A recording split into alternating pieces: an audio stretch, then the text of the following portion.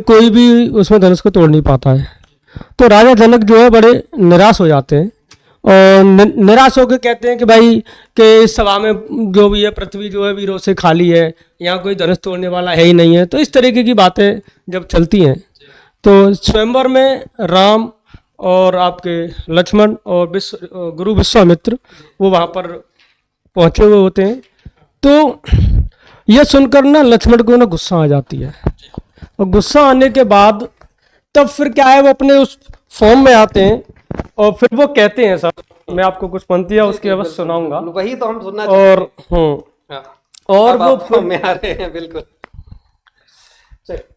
और वो जैसे कहते हैं कि तो लक्ष्मण जी क्या कहते हैं कि सच्चे योद्धा सच्चे क्षत्रिय, कि सच्चे योद्धा सच्चे क्षत्रिय अपमान नहीं सह सकते हैं और जिनको सुनने की आदत नहीं वे चुप कैसे रह सकते हैं।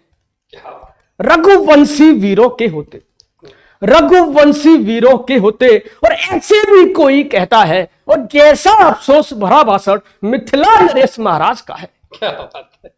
रघुवीर राम जी के होते अनुचित वाणी कह डाली है और यह शब्द पट से लगते हैं पृथ्वी वीरों से खाली है। अरे क्या मतलब लक्ष्मण जी मेरा स्वभाव ही ऐसा है, हाँ। मेरा स्वभाव ही ऐसा है, अपमान न मुझे गवारा है, हे कृपा गुरु के चरणों की बल और प्रताप तुम्हारा है।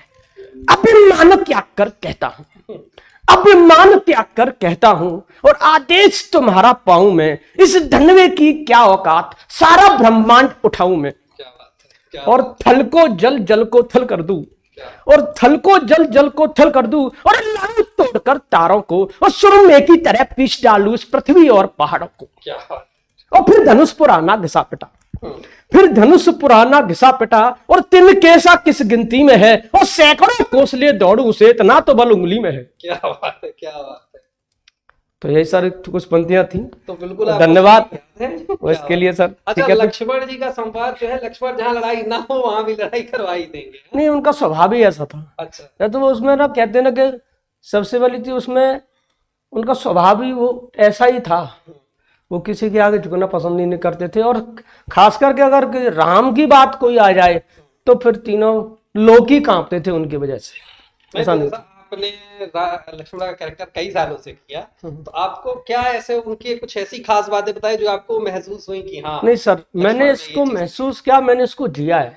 बिल्कुल। तो उसमें आप कुछ खास बात बताई लक्ष्मण की ऐसी जो शायद हमें नहीं पता है या हम उस नजरिए से कभी उन्हें देखते नहीं है। हाँ नहीं, ये तो है। देखो, सबसे पहली बात तो कि भ्रातृ धर्म जो है वो उन्होंने ही निभाया।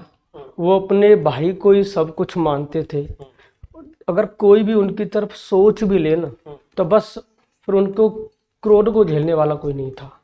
बस बहुत सारी उनके अंदर क्वालिटीज थी, ऐसा नहीं है। अच्छा, एक मैंने भी पढ़ा था कि उसमें कहा गया था कि जो वनवास का दर्द है वो सीता से क्या पूछो, पूछना है तो उर्मिला से पूछो। ऐसा होता है, सीता से पूछो तो वो तो धर्म ही कहेंगी। तो सीता के लिए तो धर्म था पत्नी का धर्म निभाना, लेकिन दुख तो उस उर्मिला ने झेला ना। दुख झेला था, लेकिन उसमें सीता हरण में जब हुआ था तो वहां भी हमारा संवाद आता है। अच्छा, बिल्कुल। तो बिल्कुल, जैसे कि जब ऐसा होता है कि क्या कहते हैं, जब जो स्वर्ण हिरण था तो जब आता है तो राम जी को वो ले जाता है घुमा फिरा के, और आपको भी पता है वो मारीच था। लेकिन तो फिर हुआ ये कि जब बाण उसमें लग जाता है तो वो ना हाय लक्ष्मण कह के मरता है, क्योंकि वो उसमें भी रावण की चाल थी। जब ऐसा होता है तो उसके बाद में फिर सीता जी जो है उनसे कहती हैं कि भाई ऐसे, भाई आवाज़ सुनी है ऐसे, भाई राम जी तुम्हारे संकट में, तुम जाओ। लक्ष्मण जी कहते हैं माता मैं आपको छोड़ के कैसे जा सकता हूँ। तो फिर क्या है कि चीज़ें वहां तक बढ़ जाती हैं कि सीता जी ये तक कह देती हैं कि भाई तुम वन से आए हो, तुम्हें उसमें कुछ न कुछ तुम्हारा स्वार्थ है तो तुम अपने भाई के लिए नहीं जा रहे हो।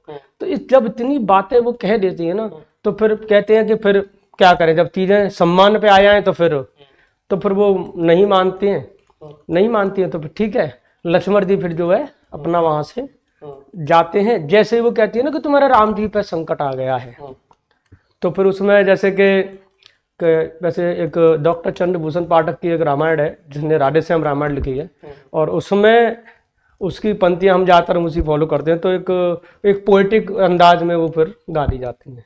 तो जैसे वो कहती हैं कि, तो लक्ष्मण जी ये कहते हैं उनसे कि किसका साहस है हे माता जो उन्हें दुख पहुंचाएगा, जो उन्हें दुख पहुंचाएगा। सूरज जिस जगह प्रकाशित है, सूरज जिस जगह प्रकाशित है, वहां अंधकार कब आएगा। और फिर वो कहती हैं कि, फिर वो आगे कहते हैं, अच्छा माना दुख आया भी तो दुखी नहीं कर पाएगा, तो दुखी नहीं कर पाएगा।